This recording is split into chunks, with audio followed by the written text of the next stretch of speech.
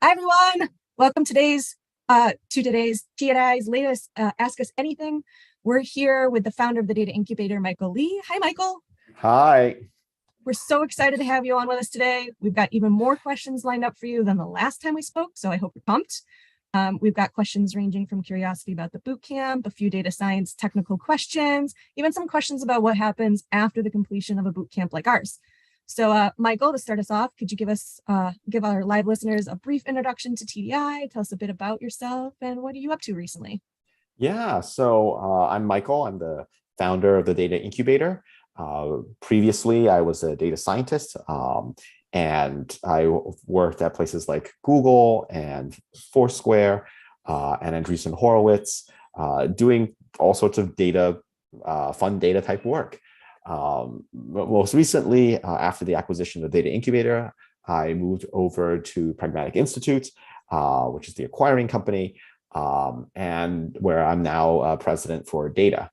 I'm really excited to be here with everyone. Great, awesome. We're thrilled to have you on again. Why don't we just jump right into it and get started? Absolutely. We had tons of great questions coming in. So let's start it off with something kind of easy. What are the must-have skills to be a data scientist? Yeah, that's a great question. And I think it's one that I certainly get a lot. From my vantage point, I think the kind of one of those really important skills that, well, let's say that I have two really important skills that I think are often kind of underemphasized from in the literature. And the number one is curiosity, and number two is domain knowledge. So by curiosity, I mean just the sort of interest in like, hey, and just diving into the data, like, hey, what's going on in this data set? What is unique and what's different? What is kind of unexpected? Because that's oftentimes the things that are exciting about data science. I remember we were working on a project around names and when different people were the sort of birth names that were given, and because you can get this data by year, going back a century from the Social Security Administration, and it's really interesting in that data set just to look at. Well, it turns out that every time somebody's elected president, that first name becomes super popular, and you can see Dwight Eisenhower. There's a bump for Dwight. Lyndon Johnson, there's a bump of Lyndon's, and just sort of like really interesting to see that in the data. And it's, I think it's kind of really driven by curiosity, and it's probably not something that anyone would have imagined you would have found. Certainly not the first thing you would think of, what one would think of, but it was really exciting to see that in the data and just sort of be able to show that. And the second thing is domain knowledge, right? And I think that's a very important and underrated characteristic for data scientists. If you're doing analysis of medical data, you should really be excited about medical data. If you're looking at survey data about consumer trends, you should really be kind of an expert or really knowledgeable about the domain that you're looking at, because a lot of data science is not just the math and the programming and these kind of technical factors, but it does come down to a lot of human intuition and knowledge about the things that you're actually studying. And that knowledge and intuition and domain knowledge is going to really impact the work that you're able to do as a data scientist. Great. Yeah, I mean, makes sense. You have to love what you want to do in order to go ahead and do it. Which leads us into the next question, which is a great segue. So from someone asked, I'm coming from a non-technical background. Where do I start? Yeah, that's a great question, and one that we get a lot at the data incubator. I think that if you sort of think about the sort of technical and non-technical skills that data scientists need, the first set I talked about, those were the non-technical skills, right? And I think for the folks who have that kind of non-technical background, what they really need to do is bone up on some of the technical aspects of data science. So that kind of boils down to two things: math and programming, right? programming because you're oftentimes dealing with fairly large data sets. So you can't really manipulate that point and click on Excel. Oftentimes it's stuff, or you're trying to do more sophisticated analyses. Like even if the data set isn't huge, you don't really want to be using Excel to process some sort of text sentiment analysis, right? I'm sure you can, but a lot of the really good tooling that exists requires actually being able to use a programming language like R or Python or Scala. So that programming aspect of it, having a fluency with the tools so that you can easily manipulate this data and perform transformations and analyses on it, that's really important. And on the other side is the kind of math and statistics aspects of it, right? So, while anecdotes are useful, when you're doing data science, you're really trying to pull out trends that are statistically significant. And you don't want just N of 1, you want N of 1,000 or 1,000,000 or 1,000,000,000. So it's really, how do you ensure that you leverage your math and statistics background to be able to tell you something about, well, how significant is this result? Are these two things really different? And these two quantities are really different. And being able to translate your results from data and statistics and kind of means and averages and standard deviations to a story, right?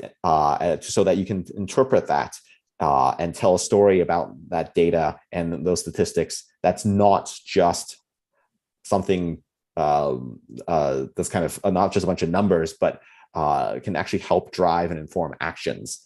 And I think that's the fluency with which you can do those two things is actually going to be directly proportional to your ability to be a strong data scientist. Great. Yeah. I mean, I love that data can tell a story and that we can create a picture bigger than just numbers, which is something that's interesting to me. So off of that, what's sort of one of your favorite tools to use as a data scientist yourself? Yeah. So I guess I will pick, I'll give two answers here. The first one is probably something like pandas. If you're an R user, you'd probably be using dplyr. And it's really a tool that's powerful for dealing with structured data. So as a data scientist, you're often, you get a bunch of data in, it's somehow structured, and you need to perform lots of transformations on it to be able to start analyzing and deriving interesting results. And that process from going from kind of that raw data to results often comes through using a tool like pandas, which helps you do the analysis, plot the plots you need, and do all the analysis that you need. And it's a tool that does quite a bit of heavy lifting. It's unfortunately also kind of a tool that's I would say it's not the most user-friendly in the world, and it has a sort of fairly steep learning curve. I remember when I learned it, I spent a lot of time kind of being like, oh, what's that command to do this, and like reading documentation for it. And it does take it is a kind of a thing that you would benefit from sort of learning either through a program like TDI or just sort of spending a lot of time working with the tool. So that's sort of the first part. And then the second part, I would say, is probably something like Scrapey or Requests, some tool to pull data off the internet. I think that if you do analysis on data, oftentimes the data that's already nicely structured, people have already analyzed. So there's a sort of slim pickings in terms of other interesting work you can do with that. A thing that isn't sort of has a kind of higher barrier of entry where there's not as much work being done is often data that's not that has not been structured so cleanly, and it's still messy, but that's relatively easy to get. And so web data is kind of a lot like this, right? This kind of there's tons of data sets out there that are basically put up on people's websites, and they're not done in a very clear way. The information is spread across thousands of websites in sort of funny HTML tables. And so your ability to kind of pull down this data programmatically and structure it so that you can then do the next step of using pandas or dplyr to go and analyze it and structure the data further, that's actually really powerful. So that's my second sort of tool, some sort of web scraping tool, whether that be Scrapey or requests in Python. I think both of those are really powerful. Great. Yeah. Harness the power of the web. I like it. Switching tracks a little bit here. We had someone ask, will machine learning competitions prepare me for a real job? Yeah, so I think that's a really interesting question. And I think there's a lot of hype out there about how these machine learning competitions sort of are, people who are really good at the machine learning competitions are going to be great data scientists. And many of them often are. I don't want to sort of disparage anyone who's doing machine learning competitions. And there's certainly a part of data science. But I would actually argue that it's actually not the most valuable part of data science.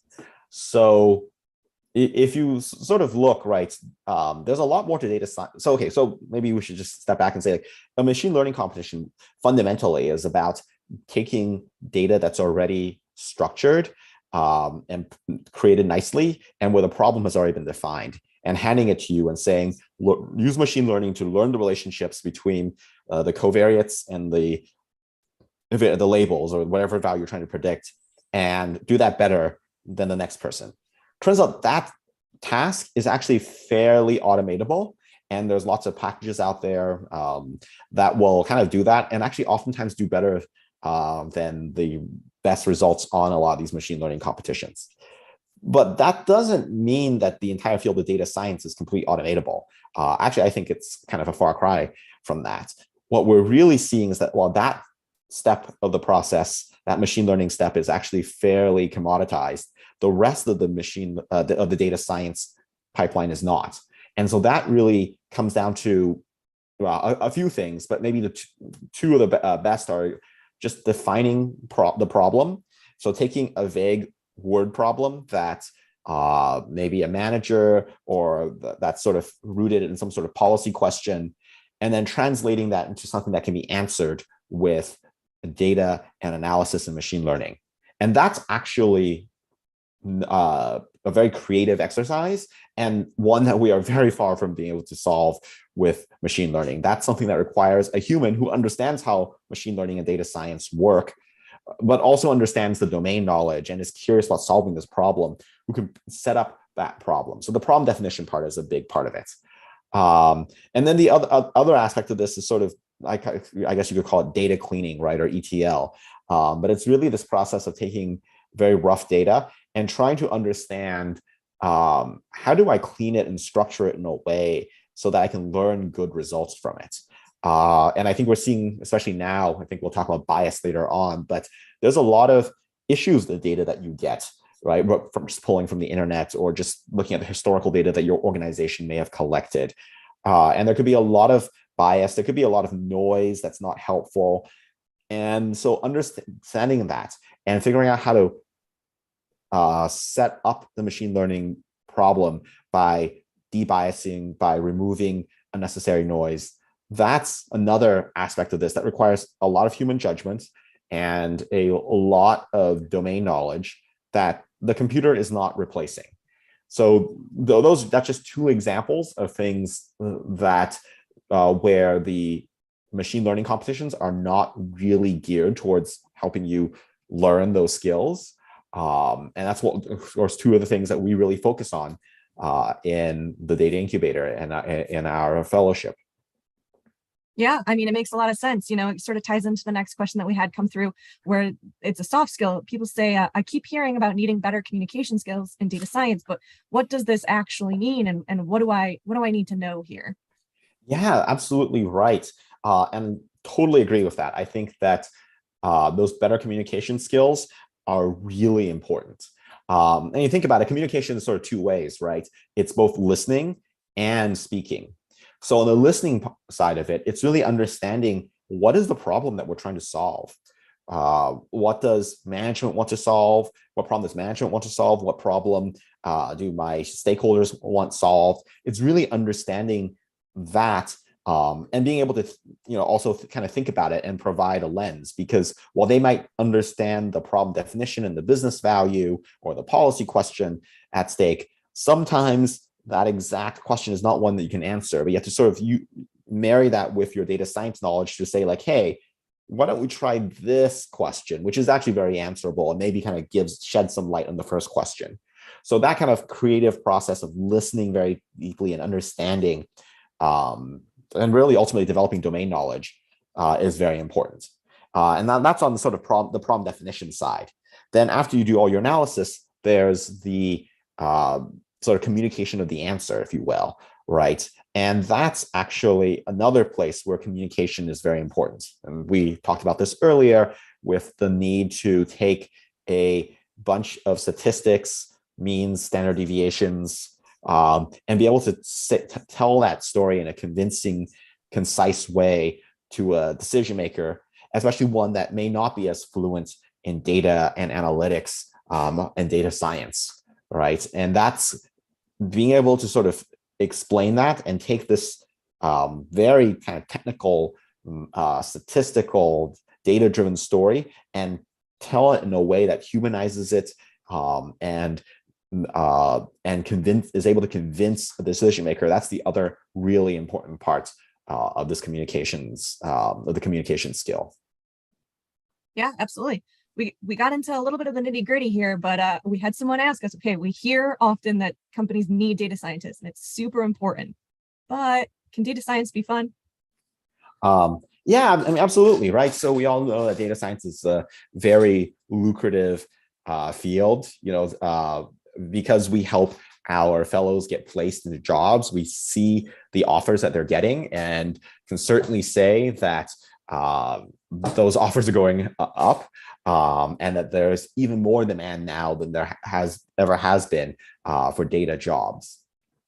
But that said, I think it's actually an enormously fun thing to do, and looking at data and being able to tell narratives about what's happening in a way that kind of gets you down to ground truth, right? And I think that kind of the ability to be sort of very curious and sort of being very interested in this domain is really important, because that's kind of, if you're not having fun analyzing the data, this is probably not a very good job for you. So I think sort of figuring out, if you're excited to be the first person to see things in data that no one else has, this is going to be a great job for you. And I think that's probably the case for a lot of the for all the fellows who are coming in to our program. Yeah. I mean, we had an article posted on our blog where we use data science to choose the perfect holiday gift for your partners. So I think there's plenty of opportunities to have a little bit of fun with data. Absolutely. To get into a slightly more technical question here, what is model deployment and why should I know it? Yeah, well, that's a really great question. And it really kind of comes down to this idea of data science is a kind of a productive engineering discipline, and it's not enough to just do some analysis. You really have to have that analysis have impact. And so, there's basically two ways to have impact. And I wrote about this in a HBR piece a little while ago, and I call it sort of analytics for machines and analytics for humans. So analytics for humans is what we talked about earlier, where you do all this analysis and you have to then come up with a narrative and a story, a PowerPoint, what have you, that convinces a human decision maker to take an action. And that's a very important part of data science, as its own critical and vitally important art. Now, on the other side, you have data science for machines. And this is where you have to take your model that you've learned and put that into production. So you can think of a recommendation engine. So think about the one on Amazon or the content recommendation engines on a website like Netflix, right? These are all driven by data. They are developed by data scientists, and but in order to have impact on the world, you have to take this model and put it into production. So it has to go into a live app and serve results, sometimes really, it has to be very robust because it's whole user experience depends on this. And if you fail, that's going to be a bad result for the user. And it also has to be very, and it has to be sort of very efficient, because oftentimes, especially if you're operating at scale, you're doing millions of these things you're doing millions of recommendations a second, and you have to be able to respond very quickly, and do so without consuming too many compute resources. So I think that it's sort of another reason why data science is such a complex and interesting and eternally fascinating field, that, for the most part, when you're doing this analysis, you're not that worried about robustness or efficiency, right? You do this in your computer, or you do this in your cluster, and if it takes you a little bit longer, okay, fine, it takes you a little bit longer. It's just you're the only person sitting there waiting on this. And if your code isn't super robust, that's fine. You realize after you run it, you had a few bugs, so you go fix those and you run it again. Totally fine. But when you put things into production, it means that all those engineering skills, those software engineering skills, have to really come to the fore. And you have to think very carefully about, well, what happens in these failure cases? How do I engineer for efficiency and stability? And that is a whole nother discipline in and of itself, but a very, very important one if you want to make data science operationalizable. Sure. I'm going to skip around a little bit here because I think that's a nice segue into like data bias too. How can we do better as data scientists to make sure that, those groups and those user channels and whatnot aren't being left out, that my recommendations suit who I am? Yeah, that's absolutely a great question. And we all know that bias is a huge problem that plagues our society and also plagues data science. And I think that it's not, it's one of those things where maybe a decade ago we were sort of naively saying, well, look, we just have a bunch of data, we'll train on it, and we'll learn ground truth. The problem comes when that data may not reflect the truth that we want to project into the future, that we want, the future society that we want. So a good example of this might be hiring, right? Or a resume filter. So in theory, if you're a large organization, you might be looking to hire engineers, and you've done millions of interviews and hired tens of thousands of engineers. Well, there's a labeled data set right there. Here's a resume, 1 of a million, and we know whether or not the person was hired. So you can use this to train a machine learning algorithm to skip the whole hiring process and just reproduce that. Now, that has a lot of many potential pitfalls, one of which is that historically organizations and we as a society have not been very diverse in how we hire. And that's sort of not has really negatively impacted women, minorities, the LGBTQIA demographics. And this is actually a big problem. So if you use machine learning on this biased data, you're just going to be perpetuating the biases that we've had in the past. And that's not a thing we want to do. So we have to think really hard about, well, what are the biases in our data and how do we overcome that? How do we think about, well, what are those biases and how do we use machine learning to perhaps compensate for them, if that's even at all possible? So I think that's a big, one of the big challenges of facing the data science discipline in general. And hiring bias is just one example of many, right? The provisioning of credit, giving home loans.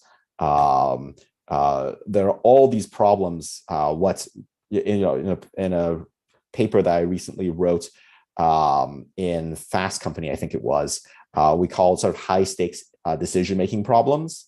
And we talked about the need for some sort of auditing mechanism for these problems, which is to say that, there are lots of things that machine learning decides that are probably less important. The content you're recommended on Netflix, right? And not to say that there aren't ways for bias to creep in there, but it's not on nearly the same level as something like who you're going to hire, whether or not you're going to grant parole to a parolee, whether or not you are going to give a home loan to a person. And all these are examples where there has historically been a tremendous amount of bias.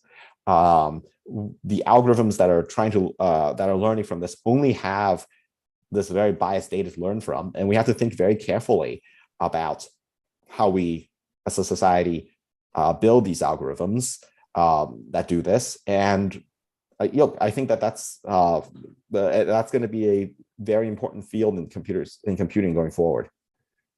Absolutely, yeah. And I mean, you sent me into a great segue here. We have a couple of new scholarships that were released. If you follow us on social media, you've probably seen us talk a little bit during Pride Month about our DEI, our Diversity, Equity, and Inclusion Scholarship. Do you want to touch a little bit on those and what TDI is doing for those underrepresented groups? Absolutely, and we are very committed as an organization to supporting diversity, equity, inclusion. And we're committed to removing those barriers and providing opportunities for groups that have traditionally been marginalized in technology. So we have a DEI scholarship that is a diversity, equity, inclusion scholarship. And it's really geared towards underrepresented minorities, veterans, women, and the LGBTQIA community. And we're very proud of that. But on top of that, we also have a women of excellence in STEM. And, I'm sure you know this, and many of our viewers also know this, but women have traditionally made up less than 11% of data scientists. And across the tech sector, they only represent about a third of all employees. So this is another group that has traditionally been underrepresented, and one that we feel really strongly about trying to help through the scholarship. And we're doing over $200,000 of scholarships this year, and we hope that we'll be able to raise that amount for next year. Great, yeah, absolutely. I mean, it's always great to see that diverse demographics coming through any field, but especially STEM, where everybody's sort of a little underrepresented there or marginalized. We had another question come through. I think this is probably the last one that we'll be able to get through for today. But someone had mentioned that, I noticed you guys have hiring partners. How is TDI going to help me, get a job or prepare for a job? Absolutely. And that's actually one of the things that really sets us apart. We're really focused on helping our fellows and scholars both get through the program, but then find a job afterwards. And so we do a whole bunch of things in that regard. One, pairing you up with a career coach, someone who can help you navigate the process of the job search, someone who can help you with interview practice, polishing up your resume, and getting all those kind of critical pieces of a job search set up. That's the first part. The second part is really we work with you to set up a capstone portfolio project. So, these days, when it comes to hiring, people really want to see the work you've been able to do. And I think that's actually really good. We're no longer relying on these kind of very fraught signals that people are sending through resumes, which has all sorts of potential sources of bias. And I think that's good, but it also is an extra burden for people to be able to produce. And that's one of the things we work with you on through the at the Data Incubator, is helping you build that capstone portfolio project. That's one that kind of showcases your skills and that highlights the things that employers want to see. And of course, we host a number of hiring events where you get to meet and greet the partners. And we think that kind of social connection and being able to connect with them and understand, like, hey, what kind of profile are you really looking for? And is this a good fit for me? That's an incredibly valuable part of the piece of the puzzle. And then, of course, we send our resume book out to all of our hiring partners, right? And that's going to have your resume and a whole bunch of other information, like linked to your capstone portfolio project. So that's sort of, in a nutshell, all the different things we're doing. And I think it's actually a pretty it's a pretty large amount of work and a large amount of effort that we and resources that we dedicate to every scholar and fellow that comes through the program. Because for us, it's really not just about the education, but like making sure that you get a job after the program. Yeah, I mean, it's great. It's one of the biggest things that sets us apart. I think it really stands out, and I think it's something like 80% of all of our graduates are out of academia after 6 months and working with one of our hiring partners. Absolutely.